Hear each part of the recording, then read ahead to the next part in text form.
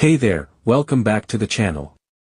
In this quick tutorial, I will show you how to stop our WhatsApp application from saving photos and videos to our gallery automatically. So if someone sends you a message in the conversation, and that photo or video saves to your photo gallery automatically, and it takes up your storage space, then let's see how to stop this feature. Open your WhatsApp application. Then tap on the three dots at the top right corner. And select the Settings option from the menu.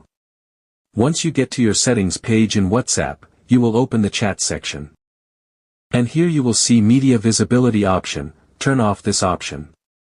When you do this, WhatsApp will stop saving photos and videos to your photo gallery automatically. You can save photos and videos manually. Thanks for watching. If you think this video is helpful for you, please like that video and hit the subscribe button to get more update video.